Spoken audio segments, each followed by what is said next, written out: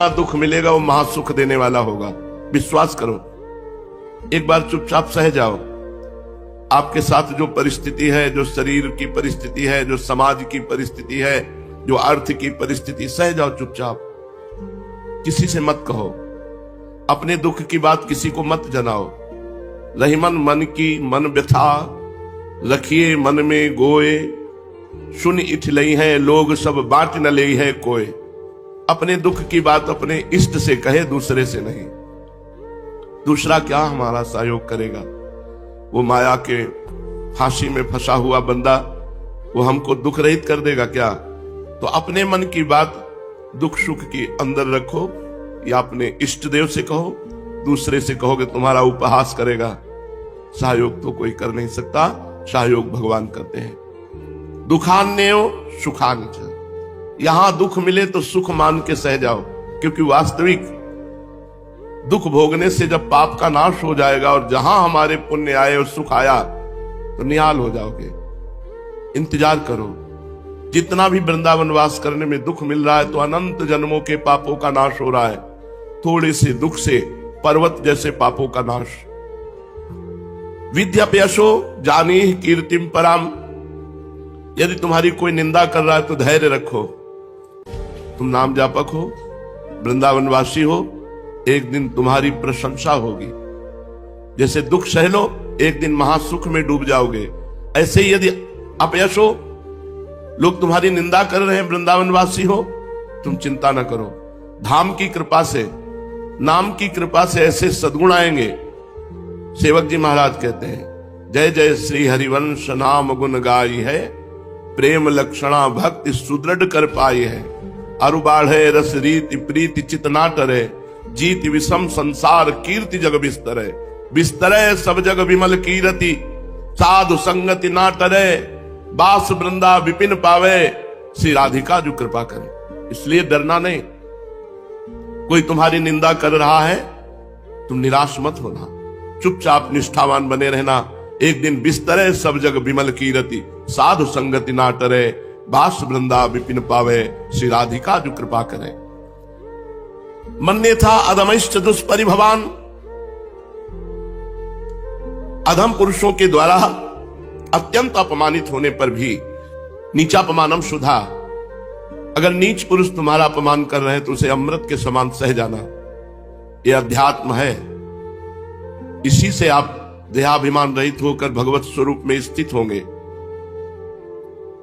मन्ने था अधमश्च दुष्परिभवान, अन्य विचार करके दुष्ट लोग हमें, नीच लोग हमें अपमानित करें, गाली दें, मारे, तो सम्मानवत सप्तमयी, उसे सम्मान जैसे प्राप्त होने पर हम आनंदित होकर सह जाते हैं, ऐसे अपमान को हम आनंदित होकर सह जाएं।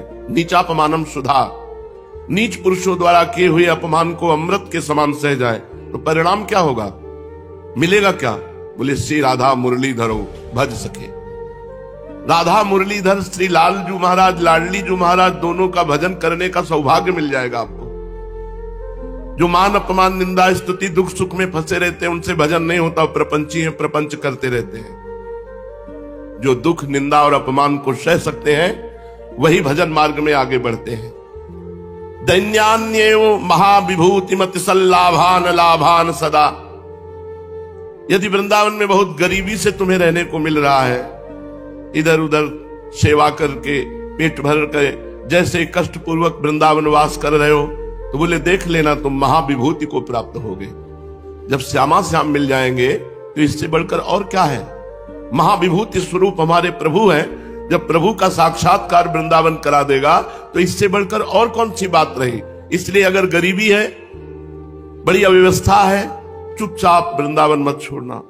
भले हमें किसी के घर में झाड़ू लगाना पड़े, पोछा लगाना पड़े, चाकरी करनी पड़े, भले किसी की हमें सेवकाई करनी पड़े, पर हम वृंदावन नहीं छोड़ेंगे। तो एक दिन देख लेना, ये वृंदावन तुम्हें विभूतिवान बना देगा। एक बड़ी बात और कहे, पापान्यो च पुण्यमस्ति यदि ते वृंदावनम जीवनम। ये सबके लिए नहीं है, ये केवल उसके लिए है जिसने अपना जीवन वृंदावन बना लिया है। पापान्यो च पुण्यमस्ति, अस्ति माने है, उससे बनेगा पाप। और परिणाम होगा पुण्य। क्यों? क्योंकि वृंदावनवासी, अखंड वृंदावनवासी, जिसने ते वृंदावनम जीवनम, जिसने अपने जीवन को वृंदावन में बना दिया, या वृंदावन जिसका जीवन है, अगर भूल से उससे पाप भी बन गया तो वो पुण्य प्रदान करने वाला बन जाएगा। ये बड़ी गजब की बात है।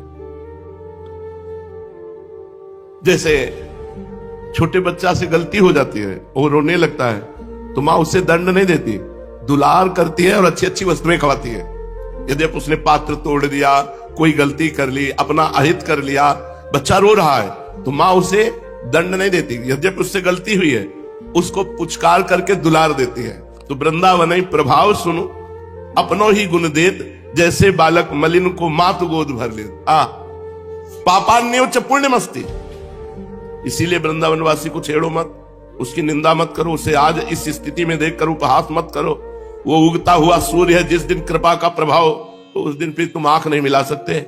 जैसे उगते हुए सूर्य को नॉर्मल मत समझो, जब अपनी चढ़ाई पे आएगा तो बड़े बड़े तेजस्वियों के तेज का हरण कर लेने की सामर्थ्य रखता है। ऐसे ही जो अखंड वृंदावनवासी है, उससे गलतियां हो रही, उसकी गलतियां मत देखो। एक दिन वो इन गलतियों को रौंद करके दिव्य सद्गुणों वाला बन जाएगा। अब आगे के श्लोक में वृंदावनवासी की सावधानता का वर्णन करते हैं कि वो कैसे रहे, रहनी कैसे रहे। ये तो वृंदावन का प्रभाव बताया, अब रहनी कैसी रहे। तो त्यक्त्वा संगम दूरतः स्त्री पिशाच्या सर्वासानाम मूल मुद्धृत सम्यक दैवालब्धे नैव निर्वाह देहम श्रीमद वृंदा कानने जो समासस्व। जब पिशाच लग जाता है तो केवल उसी के अनुसार बात होती है, वो अपने अनुसार बात नहीं कर सकता। पिशाच ही बुलवाएगा, पिशाच ही चिंतन करवाएगा, पिशाच ही क्रिया करवाएगा। स्त्री पिशाच्याह, यदि आप स्त्री भोग की कामना से धर्म विरुद्ध आचरण कर बैठे तो पिशाच की तरह ये स्त्री आसक्ति लग जाएगी और आपका सर्वनाश हो जाएगा। और कुछ हाथ लगने वाला नहीं, आज तक किसी के हाथ नहीं लगा।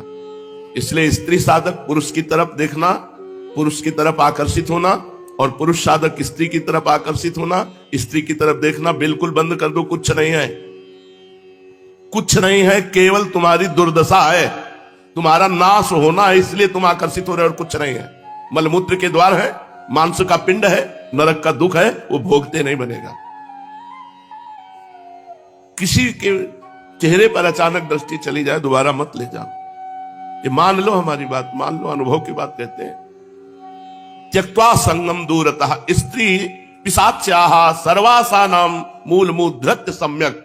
ये महापुरुषों की बात है। ये तीन ही संसार को बांधे हुए हैं, कामिनी, कंचन, कीर्ति। बड़े बड़े इन्हीं तीन खाइयों में गिर जाते हैं और सच्चिदानंद भगवान से मिलने का अवसर जो मानव देह में था उसे खो देते हैं। कौन सा सुख है? घृणित दुर्गंध युक्त द्वारों में सुख की संभावना। धिक्कार है हमारी मलिन बुद्धि को कि सच्चिदानंद भगवान परम पवित्र, परम शीतल आनंद प्रदान करने वाले, उनके नाम रूप लीला धाम में तृप्ति ना प्राप्त करके हम भोगों में तृप्ति प्राप्त करना चाहते हैं। हम बनते हैं साधक, हम बनते हैं उपासक, हम बनते हैं भक्त। कहां की भक्ति, कहां की साधुता है, कहां की उपासना है जो अपने सच्चिदानंद भगवान के सुख को छोड़कर मलमूत्र से युक्त घृणित तिरस्कृत भोगों की तरफ हमारी बुद्धि जाए। इसलिए दूरी बना के रखो, ज्यादा ज्ञानी मत बनो कि हमारा कोई बिगाड़ नहीं सकता। शिव बिरंचिका मोहई को है बपुरान, श्रृंगी की भृंगी कर डारी। जो मृगी से पैदा हुए थे, स्त्री को जानते भी नहीं थे, तो श्रृंगी की भृंगी कर डारी। भृंगी माने जैसे भृंगी कीड़ा नहीं भरभरा के आसक्त कर लेता, आसक्त हो गए। जैसे पिशाच चढ़ जाए ऐसे चढ़ जाता है। कामी ही नारी प्यारी जी, उठते बैठते चलते फिरते वही चिंतन, वही दर्शन, वही। और जैसे जैसे चिंतन करो तो चिंतन में एक सुख मिलता है, और जब क्रिया करो तो वो सुख नहीं। फिर चिंतन, फिर क्रिया, फिर चिंतन, अनंत जन्म व्यतीत हो गए। यही होते ध्यायतो विषयान पुंसान संगास्ते सुपजायते संगात संजायते कामा कामात क्रोधो विजायते क्रोधात भवति सम्मोहा सम्मोहा स्मृति विभ्रमा स्मृति भ्रंशात बुद्धिनाशो बुद्धिनाशात प्रणश्यति। जब साधक विषयों का ध्यान करने लगता है सर्वनाश हो जाता है। डरना चाहिए, स्त्री साधक, पुरुष का ध्यान, पुरुष की क्रियाओं का ध्यान, चाहे साधक हो चाहे साधिका। अगर भगवत मार्ग में आपको सुदृढ़ चलना है तो त्यक्त्वा संगम दूरता स्त्री पिशाच्याः, पिशाचवत तुम्हारा दिमाग उसी में लग जाएगा, इसलिए दूरी बना के रहो। अगर भगवत भजन नहीं हो रहा तो भी मंगलमय धाम में पड़े हो, लेकिन कुसंग अपने जीवन को नष्ट करने वाली प्रक्रिया को तुम देखकर मुस्कुराते हो। अरे पूछो मत, भगवान अपार कृपा किए जो तुम्हें संसार से निकाल दिए, नहीं तो कैसी दुर्दशा है। अरे हमें मुस्कुराहट देखनी है। प्रिया वदन छवि चंद्र मनो प्रीतम नयन चकोर, उनकी मुस्कुराहट से हमारा जीवन कृतार्थ। ये मुस्कुराहट चाहिए। अनंत जन्म हो गए भटकते हुए, आज अवसर दिया है प्रिया जी ने, हम उनकी तरफ न देखकर फिर भटके। धिक्कार है ऐसे मन को जो हमें वृंदावन धाम मिला, हमें सतमार्ग मिला, हम धाम और सतमार्ग को छोड़कर गंदी बातें सुने, गंदी बातें चिंतन करें, इधर उधर ताक झांक करें। ये कोई सौभाग्य का विषय है क्या? कोई स्त्री हमारी तरफ देख के मुस्कुरा दे तो हम सौभाग्यशाली, कोई पुरुष हमारी तरफ देख के अरे मुस्कुरावे तो परम पुरुष, प्रिया जो मुस्कुरावे तब तो सौभाग्य माने। इनकी मुस्कुराहटों में फंस के तो अनंत जन्म व्यतीत हो गए। दैवा लब्धे नैव निर्वाह देहम, किसी से याचना न करो। भगवान आपको देख रहे हैं, वो आपके लिए जो विधान बनाए हैं, खान पान वस्त्र वास व्यवस्था, उसी में राजी रहो। खूब बढ़िया है तो राजी है, नहीं है तो राजी है। यही वृंदावन में 3-3 4-4 दिन आहार नहीं पाए, कुटिया का ताला ही नहीं खुलवाया, बाहर से ताला लगा दिया, अंदर चाबी ले ली, कुछ पात्र रख लिए अपनी दिनचर्या के लिए, एक लघुशंका का एक पानी का, ऐसे बस रात्रि में खुलवाया, लक्ष्मण से शौच स्नान किए, फिर बंद अंदर। भजन का मतलब दिखावा नहीं, भजन का मतलब नहीं 2-4 माला घुमा लिए मनोरंजन करते घूमते। मन को मार करके, तन को मान करके, मन ही मारी तन हारी के वृंदावन में गाद। रात दिन जब एकदम सनकी दिमाग बनाकर भजन में लगाया जाता है, तब जाकर को सनक सनंदन की स्थिति को प्राप्त होता है। हरिशरणम हरिशरणम हरिशरणम, रात दिन भगवत चिंतन, तब जाकर की वृत्ति भगवदानंद बनती है। तो कह रहे हैं दैवाल लब्धे नैव निर्वाह, जैसे तुम्हें वृंदावन रखे वैसे राजी रहो।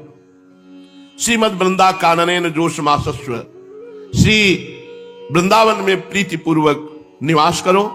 स्त्री संग से दूर रहो, पुरुष संग से दूर रहो, चाहे वो कोई रिश्तेदार हो, नातेदार हो, प्रिय बंधु हो, कोई भी हो। आज कलिकाल है, पिता से पुत्री सुरक्षित रहना संशयपूर्ण बात हो गई है। पिता से पुत्री सुरक्षित रहना संशयपूर्ण बात हो गई, फिर रिश्तेदार नातेदार इनकी तो बात जाने दो। कभी भी अपने जीवन को अपवित्र मत होने दो। यदि ब्रह्मचर्य व्रत धारण करके भगवान के मार्ग में चले हो, आज से सुन रहे हो, आज से नियम ले लो, चाहे पुरुष हो चाहे स्त्री, जो हुआ सो हुआ, अबलो न सानी अबना न सयो। आज से परम पवित्र जीवन श्री जी के लिए। हमें निकुंज गंदे होके नहीं चलना, हमें पवित्र होकर निकुंज जाना है श्री जी की सेवा में। और इसमें सुख होता तो भी बात थी, एक भ्रम है, बार बार उस भ्रम में जीव पतित होता रहता और हाथ कुछ लगता नहीं। इसलिए श्रीपाद वृंदावन वास के लिए कह रहे हैं, दुख सुख को समान भाव से समझते हुए, मान अपमान निंदा स्तुति को सहते हुए, पराई माता बहनों को भगवत स्वरूप मानते हुए, जैसे जीवन हमारा वृंदावन निर्वाह करे वैसे हम वृंदावन वास करें, तो इसी जन्म में भगवत प्राप्ति हो जाए। चलते हैं महाप्रभु चैतन्य देव का पावन चरित्र श्रवण कथन करके प्रेम लक्षणा भक्ति का हृदय में विस्तार करते हैं। जिनके हृदय में भगवान के प्रति भक्ति उत्पन्न हो गई, तो भक्ति का स्वरूप है कि इष्ट देव के मिलन की व्याकुलता पैदा हो जाना। लोक लाज कुल कान सब त्याग करके बस कैसे प्रभु मिले। भक्ति का स्वरूप है न लोक लज्जा रह जाए, न कुल कान की मर्यादा रह जाए, बस एक बात रह जाए कि इष्ट देव को देख पाऊं, इष्ट देव से मिलूं। नारायण स्वामी एक पद में कहते हैं, चलो री आज ब्रजराज मुख निरखिए,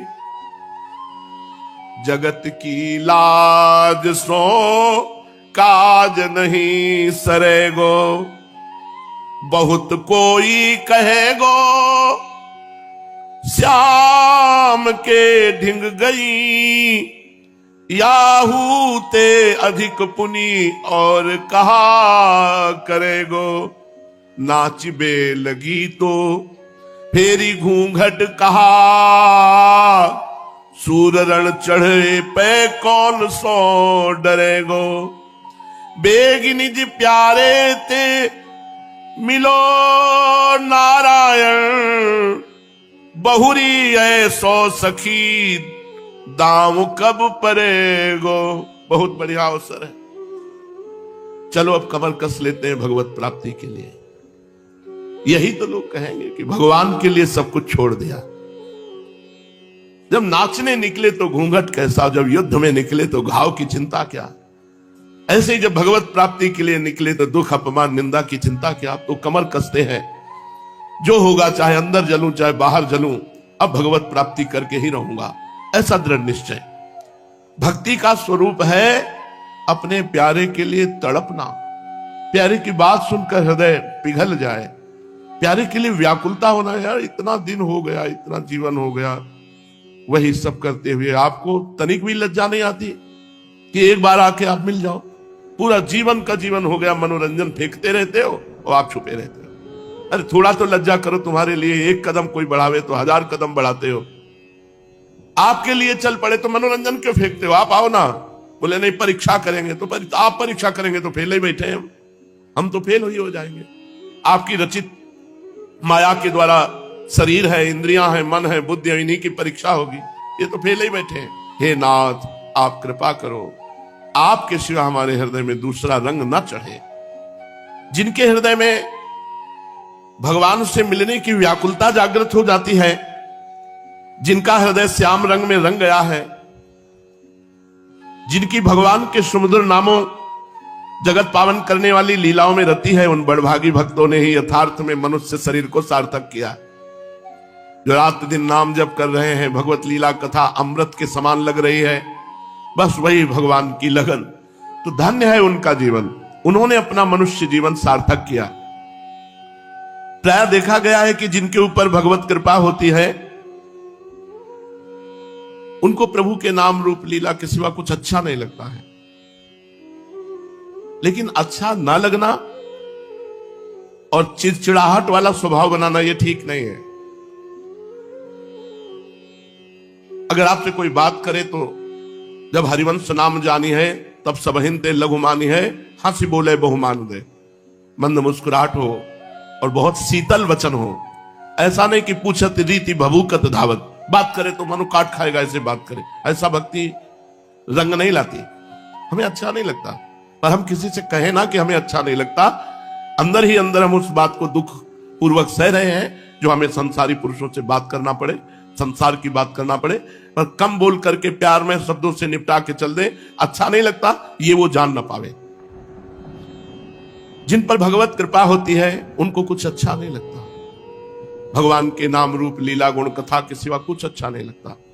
नहीं खान पान ते भावे है, नहीं कोमल वसन सुभावे है, सब विषय लगे ते खारा है, हरि आशिक का मग न्यारा है। लगन ब्रह्मादिक के भोग सब विष सम लागत ताई, नारायण ब्रजचंद की लगन लगी। लगन नारायण स्वामी एक पद में कह रहे हैं, मोहन बसी गयो मेरे मन में, लोक लाज कुल काली छूटी गई, इनकी नेह लगन में, मोहन बसी गयो मेरे मन में। जो निरंतर भगवान का चिंतन करते हैं उनको संसार की परवाह नहीं होती, उनकी दृष्टि बदल जाती है। जित देखूं तित ही वह दिखे, घर बाहर आंगन में, जित देखूं तित ही वह दिखे, घर बाहर आंगन में, अंग अंग प्रति रोम रोम में, छाए गयो तन मन में, मोहन बसी गयो मेरे मन में। वही तन्मयता, वही बार बार चिंतन, तन मन प्राण सब उसी के रंग में रंग गए। आंख खोलकर देखता है तो श्याम सुंदर, आंख बंद करता है तो श्याम सुंदर। कुंडल झलक कपोलन सोहे, बाजू बंद कुंद भुजन में कंकन कलित ललित मणिमाला, नूपुर धुनी चरणन में मोहन बसी गयो मेरे मन में, मोहन बसी गयो मेरे मन में। जिधर देखता है वो श्यामांग, कैसी घुंघराली अलकावली, कैसे चिकने कपोलों पर कर्ण कुंडलों की शोभा, कैसे अधरों पे बंसी धारण किए, कैसा सुंदर पीतांबर, कैसे सुंदर चरणारविंद और उन पर विराजमान नूपुर और उनकी धुनी। चपल नयन भ्रकुटी वरबा की, ठाड़े सघन लतन में। चपल नयन, एक बार नेत्र जिसके नेत्र में मिल गए किसी काम का नहीं, केवल वो श्याम का रहा। एक बार नेत्र, यही जीवन भर याचना करनी, यही रोना, पूरे जीवन की शाम होती जा रही। हम आपके भक्त कहलाते हैं, एक बार भी तो नहीं सुना आपने, एक बार भी तो नहीं करुणा की कि आप मेरे नेत्र गोचर हो जाए, एक बार भी तो मेरे नयन पथगामी नहीं हुए, मेरे नेत्र वैसे की वैसे बने हुए, वही जगत, वही माया, वही संसार देख रहे। हे नाथ अब तो कृपा कर। चपल नयन भ्रकुटी वर बाकी, ठाढ़े सघन लतन में नारायण बिनु मोल बिकी मैं, इनकी नेक हसन में नारायण बिना मोल बिकी मैं, इनकी नेक हसन में मोहन बसी गयो मेरे मन में। लोक लाज कुल कानी छूटी गई, या की नेह लगन में मोहन बसी गयो मेरे मन में। रात दिन केवल प्रभु का चिंतन, उनकी रूप दर्शन की पिपाशा। ऐसे महापुरुषों का जीवन आंतरिक त्याग में होता है। बाहर से वो किसी वेश में रहे, क्योंकि जिसने एक बार प्रेम रसासो चख लिया, उसे संसार के सुख ये अच्छे ही नहीं लगते, सब फीके से प्रतीत होते हैं। संसारी सुखों में तो मनुष्य तभी सुखानुभव करता है। सच्ची मानिए, आपका मन मलिन है, इसकी पहचान संसार अच्छा लग रहा है। निर्मल मन को संसार अच्छा नहीं लगता, निर्मल मन को ये भोग अच्छे नहीं लगते। जैसे कोई भी घ्राणेंद्रिय और नेत्रेंद्रिय वाला नाली के पानी को नहीं पीना चाहेगा, क्योंकि नाक से बदबू और नेत्र से दिखाई दे रहा गंदा पानी। ऐसे ही जो भगवान के चरणारविंद का अनुरागी मन है, सा वही मना कृष्ण पदारविंदयो, वह इन गंदी बातों को नहीं सुनना चाहेगा, गंदी बातों को नहीं भोगना चाहेगा, गंदे भोगों को नहीं भोगना चाहेगा। जिसने एक क्षण को भी सुख स्वरूप श्याम सुंदर प्रेम देव के दर्शन कर लिए, उसके लिए ब्रह्मा के भोग भी तुच्छ दिखाई देते, तुच्छ। फिर मर्त्य लोक के भोगों की क्या बात। इसलिए प्रायः देखा गया है कि परमार्थ के पथिक भगवत भक्त या ज्ञाननिष्ठ साधु आंतरिक त्याग में जीवन होता है, आंतरिक त्याग में जीवन, बाहरी दिखावा नहीं। वे संसारी भोगों से स्वरूपता दूर रहते हैं, किंतु कुछ भक्त ऐसे देखने में आते हैं जिनका जीवन ऊपर से तो पूरा का पूरा विषयी दिखाई देता है, अंदर से वो कृष्ण प्रेमी होते हैं। हृदय में अगाध भक्ति रस भरा हुआ होता है, जरा सी ठसक लगे कि छलक कर आंखों से आंसू बहने लगते हैं। असल में भक्ति का संबंध तो हृदय से ही है। यदि मन विषय वासनाओं में रत नहीं है, तो कैसी भी परिस्थिति में क्यों न हो, हृदय सदा प्रभु के पाद पद्मों का ही चिंतन करता रहेगा। कहे के सो भीतर जोग जगे, इत बाहर भोग मयो तन है, मन हाथ भयो जिनके तिनके, बन ही घर है घर ही बन है। जिसका मन प्रभु के प्रेम में रंग गया, तो घर में रहते हुए भी वो वनवासी है, और वनवासी होते हुए भी जिसका मन प्रेम में नहीं लगा तो घर में रह रहा है। प्रायः देखा गया है कि त्याग में जीवन बिताने से साधक के मन में ऐसी धारणा सी हो जाती है कि बिना बाह्य त्याग में जीवन बिताए भगवत भक्ति प्राप्त ही नहीं हो सकती। पर यह बड़ी भारी भूल है। भक्ति की पहचान केवल इतना ही नहीं है कि फटे पुराने वो कपड़े पहना हुआ है या बाहरी वेश मलिन है तो भक्त है। हो सकता है वो राजा महाराजाओं जैसे वैभव में हो और वो बहुत उच्च कोटि का महान भक्त हो। दुर्वासा जी को यही तो भ्रम हो गया था कि अम्बरीश जी चक्रवर्ती सम्राट होते हुए, राजा है, रानियों के बीच में रहते हुए वो ऐसे महान कैसे हो सकते हैं, जहां की वो वलकल की लंगोटी लगाने वाले, दुर्वांकुर भक्षण करने वाले, और वो चक्रवर्ती सम्राट। लेकिन जब उनको उनकी महिमा समझ में आई तब चरणों में गिरे अम्बरीश जी की मुझे बहुत बड़ी भूल थी। भक्त को तृण से नीचा बनकर स्वान, चांडाल, गौ, गधे तक को मन से प्रणाम करना होता है, तभी उसकी भक्ति सफल होगी। कुत्ता को देखा इसमें भी भगवान प्रणाम, गधे को देखा, गौ को देखा, जिसको भी देखे पहली दृष्टि पड़ते ही हे भगवान आपको प्रणाम है, तब जाकर के उसका अभिमान दूर होता है। भक्तों के विषय में कोई क्या कह सकता है कि वे किस रूप में रहते हुए महान भक्त हैं। नाना परिस्थितियों में रहकर भक्तों को जीवन बिताते देखा गया है। इसलिए जिसके जीवन में बाह्य त्याग के लक्षण प्रतीत न हो वो भक्त हो ही नहीं सकता, ऐसा कभी नहीं सोचना चाहिए। पुंडरीक विद्यानिधि एक ऐसे ही महान भक्त जिनका आचार व्यवहार राजा महाराजाओं जैसा, इत्र लगा हुआ है, पान खाए हुए हैं, जुल्फे कड़ी हुई हैं, सुंदर पोशाक पहने हुए हैं, बाहर से कोई देखकर समझ ही नहीं सकता कि ये इस कोटि के महान भक्त हैं। किंतु वो सदा आंतरिक भगवत प्रेम में छके रहते थे।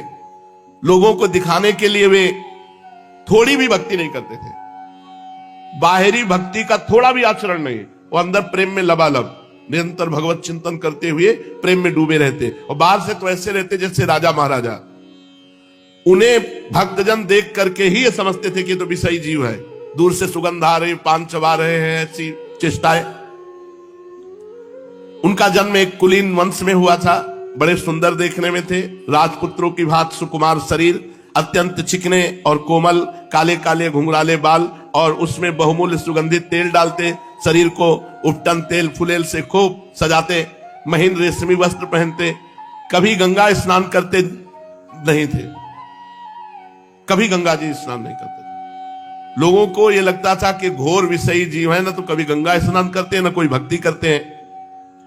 और गंगा स्नान करने वालों से भी महान भक्ति इनकी थी कि मैं गंगा जी में कभी चरण नहीं रख सकता, क्योंकि जिन गंगा जी को भगवान शंकर ने मस्तक पर धारण किया और भगवान का चरणोदक है वो तो हमारे सिर पर होना चाहिए, हम उन पर चरण कैसे रखें, इसलिए इस भय से कभी गंगा स्नान नहीं किया। अब ये भाव है।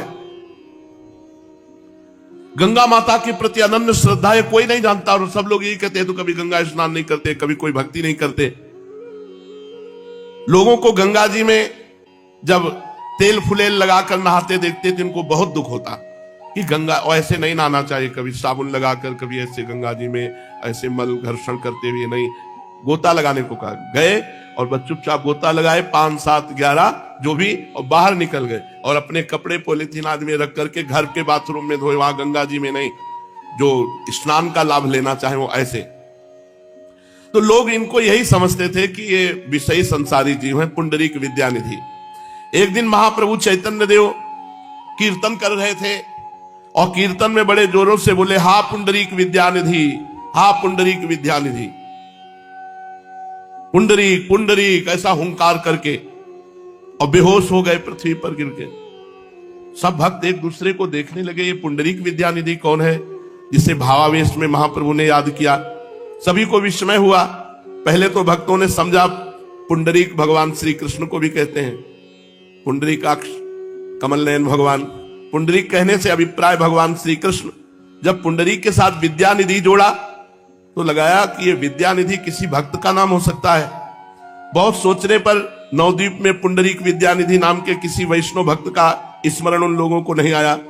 थोड़ी देर के अनंतर जब महाप्रभु चैतन्य देव की मूर्छा भंग हुई तो भक्तों ने नम्रता पूर्वक पूछा, प्रभु जिनका नाम ले लेकर जोरों से रुदन कर रहे थे वे भाग्यवान पुंडरीक विद्यानिधि कौन परम महाभागवत महाशय हैं?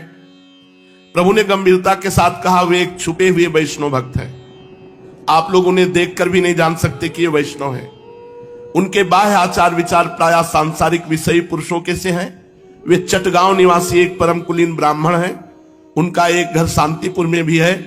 वे गंगा जी के दर्शन करने कभी कभी चटगांव से शांतिपुर आते हैं, केवल दर्शन, स्नान नहीं करते थे। वे मेरे अत्यंत प्रिय भक्त हैं, वे मेरे आंतरिक भक्त हैं। उनके दर्शन के बिना मैं अधीर हूं। कौन सा सुंदर दिवस होगा जब मैं पुंडरीक विद्यानिधि का प्रेम से आलिंगन करके रुदन करूंगा।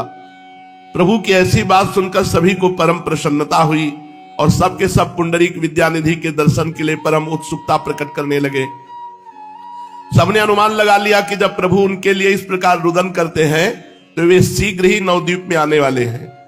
प्रभु के स्मरण करने पर अपने घर में ठहरी कौन सकता है। इसीलिए सब भक्त विद्यानिधि के आगमन की प्रतीक्षा करने लगे। एक दिन चुपचाप पुंडरीक महाशय नवद्वीप पधारे। किसी को भी उनके आने का पता नहीं चला। बहुत से भक्तों ने उन्हें देखा भी, किंतु उन्हें देखकर कौन अनुमान लगा सकता था कि ये परम भागवत वैष्णव है। जो देखे वो यही समझे कि सांसारिक धनी मानी पुरुष।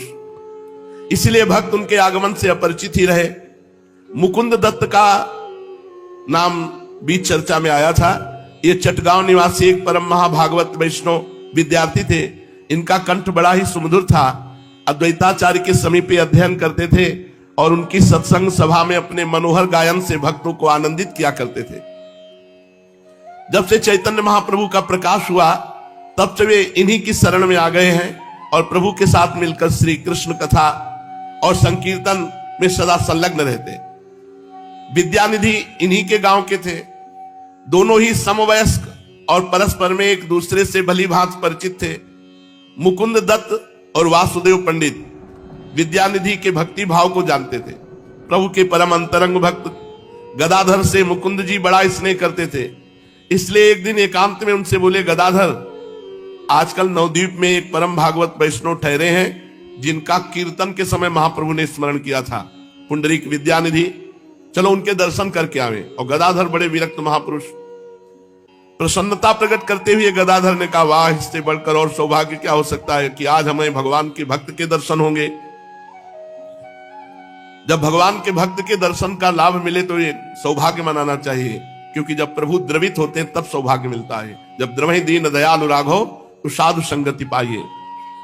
भगवत भक्तों के दर्शन तो भगवान के समान ही हैं। अवश्य चलिए।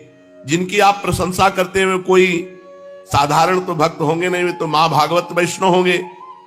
ये कहकर दोनों मित्र विद्यानिधि के समीप चल दिए। विद्यानिधि नवद्वीप के एक सुंदर भवन में ठहरे हुए थे।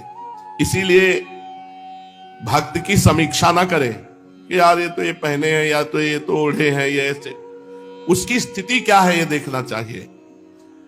वो खूब सजे धजे भवन में बैठे हुए थे, जैसे कोई नववधू का भवन श्रृंगारित किया गया हो, ऐसा श्रृंगारित भवन था। और एक बहुत बढ़िया सुंदर सैया जिसमें मोटा गद्दा बिछा था, दूध के समान सफेद चादर बिछी थी और व्याघ्रमुख की भांति कई मूल्यवान धातुएं वहां टंगी हुई थी। मतलब चारों तरफ से दिखाई दे रहा था कि एक महाधनी पुरुष, विषयी पुरुष है। पुंडरीक महाशय आधे लेटे हुए, केशों से सुगंध आ रही थी, ललाट चमक रहा था, माथे पे लाल बिंदी केवल रखी, घुंघराले बाल बढ़िया बढ़िया सुगंधित तेल से सजाए हुए और मसालेदार पान वो धीरे धीरे चबा रहे थे लेटे हुए। पान की लाली अधरों पर थी। सामने पीक डाल लिए नौकर खड़ा था।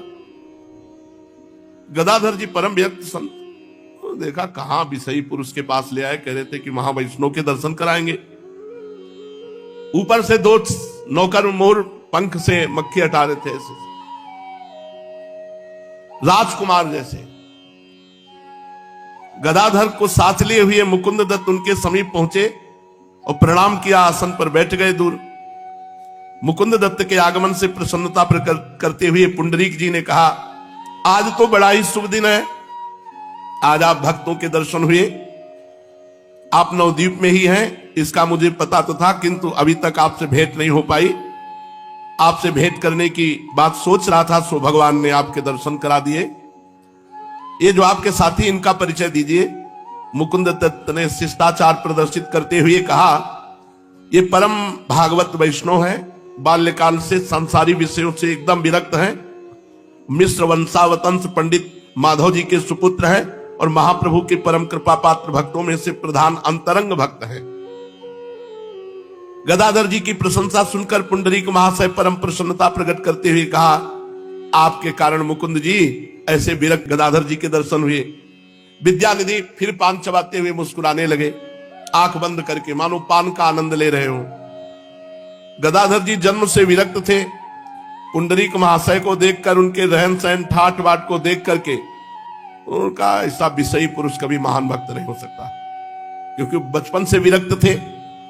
जो विषयों का स्वाद ले रहा हो, पान चबा के एक एक लौंग इलायची का आनंद ले रहे मसालेदार पान, वो भगवत भक्त नहीं हो सकते। मुकुंद दत्त ताड़ गए गदाधर के भाव को, उनका ये तो बहुत बड़ा अपराध कर रहे हैं, ऐसे महाभागवत के प्रति ऐसे निम्न भाव कर रहे हैं। इसलिए उन्होंने पुंडरीक महाशय के भीतरी भावों को प्रकट करने के लिए श्री गदाधर जी के सामने भागवत के श्लोक गायन करने लगे। इस श्लोक में परम कृपालु श्री कृष्ण की हेतु की कृपा का वर्णन है कि पूतना अपने स्तनों पर जहर लगा के जाती है मारने, उनको जो मैया यशोदा को गति दी, वही गति पूतना को प्रदान की। अहो बकीयम स्तन काल कूटम जिघांसया पाययदप्य साध्वी लेभे गतिम धात्युचिताम ततोन्यम कम वा दयालुम शरणं ब्रजेम। पूतना लोक बालग्नि राक्षसी रुधिरासना जिघांसयापि हरये स्तनं दत्वाप सद्गतिम। मुकुंद दत्त के मुख से इन श्लोकों को सुनते ही विद्यानिधि महाशय पलंग से उछले, हुंकार किया और धरती पर गिर पड़े और हा कृष्ण, हा कृष्ण। अब वो सब बाल धूल धूसरित सब गदाधर भट्ट जी होश उड़ गए कि इतना महान प्रेमी ऐसे रूप में छुपा हुआ रह रहा था। उनकी हालत बदल गई। श्वेद, कंप, अश्रु, विकृति आदि सभी सात्विक विकार एक साथ उदय हो गए। वे जोरों के साथ रुदन करने लगे। उनके दोनों नेत्रों में से निरंतर दो जलधारा सी बह रही थी। घुंघराले कढ़े हुए केस इधर उधर बिखर गए। संपूर्ण शरीर धूल धूसरित हो गया। दोनों हाथों से वे रेशमी वस्त्रों को जोर जोर से खींचते हुए मुकुंद से कहने लगे, भैया फिर अमृत सुना दो, ये फिर श्लोक पढ़ो। इस अपने मधुर गायन से मेरे कर्ण रंध्रों में फिर से अमृत सिंचन कर दो। मुकुंद फिर उसी लय से स्वर के साथ श्लोक पाठ करने लगे। वे ज्यों ज्यों श्लोक पाठ करते त्यों ही त्यों पुंडरीक महाशय की बेकली और बढ़ती जाती। वे पुनः पुनः श्लोक पढ़ने के लिए आग्रह करने लगे, किंतु और साथियों ने श्लोक पढ़ने से रोक दिया। पुंडरीक विद्यानिधि हा कृष्ण ऐसा कहकर बेहोश हो गए। इनकी ऐसी दशा देखकर गदाधर जी को बड़ा पश्चाताप हुआ कि मेरे से बड़ी गलती हो गई। क्षण भर में जिन्हें मैं संसारी पुरुष समझ रहा था, वे इस तरह प्रेम की इतनी ऊंची भूमिका पर वो भौचक्के से रह गए। त्याग, वैराग्य, उपरति के भाव गदाधर जी के न जाने कहां विलीन हो गए कि अपने को मैं जीवन भर त्यागी समझता रहा और इनको विषयी समझ रहा हूं। और देखो एक क्षण में कितनी उच्च दशा प्रेम की।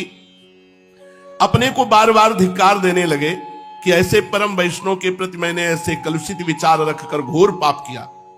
वे मन ही मन अपने पाप का प्रायश्चित सोचने लगे।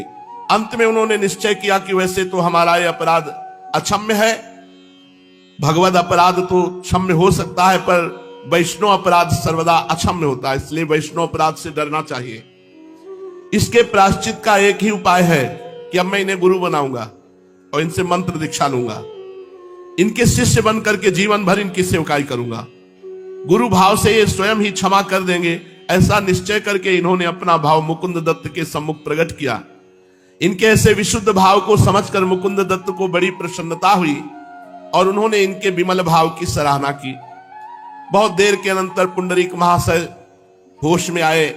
सेवकों ने उनके शरीर को झाड़ पोंछ कर ठीक किया।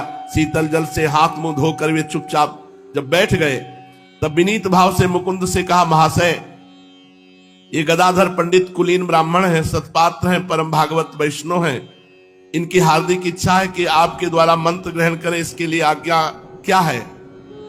कुछ संकोच और नम्रता के साथ विद्यानिधि महाशय ने कहा, ये तो स्वयं ही वैष्णव हैं, हम में इतनी योग्यता कहाँ है जो इन्हें मंत्र दीक्षा दे सके, ये तो स्वयं ही हमारे पूज्य हैं। मुकुंद दत्त ने अत्यंत ही दीनता के साथ कहा, इनकी ऐसी ही इच्छा है, यदि आप इनकी इस प्रार्थना को स्वीकार न करेंगे तो इन्हें बड़ा भारी हार्दिक दुख होगा। आप तो कृपालु हैं, दूसरे को दुखी देखना ही नहीं चाहते, अतः इनकी ये प्रार्थना अवश्य स्वीकार कीजिए। मुकुंद दत्त के अत्यधिक आग्रह करने पर इन्होंने मंत्र दीक्षा देना स्वीकार कर लिया और दीक्षा के लिए उसी दिन एक शुभ मुहूर्त भी बता दिया। इस बात से दोनों मित्रों को बड़ी प्रसन्नता हुई और वे बहुत रात्रि बीतने पर प्रेम में निमग्न हुए अपने अपने स्थानों के लिए लौट आए। इसके दूसरे तीसरे दिन गुप्त भाव से पुंडरीक महाशय अकेले ही एकांत में चैतन्य महाप्रभु के दर्शनों के लिए गए। महाप्रभु को देखते ही उनके चरणों में लिपट कर फूट फूट कर रुदन करने लगे। विद्यानिधि को अपने चरणों में पड़े हुए देखकर महाप्रभु प्रेम के बेसुध से हो रहे थे। उन्होंने पुंडरीक विद्यानिधि का जोरों के साथ आलिंगन किया। पुंडरीक के मिलने से उनके आनंद का पारावार नहीं रहा। उस समय उनकी आंखों से अविरल अश्रु प्रवाहित हो रहे थे, संपूर्ण शरीर पुलकित हो रहा था। वे पुंडरीक की गोद में अपना सिर रखकर रुदन कर रहे थे।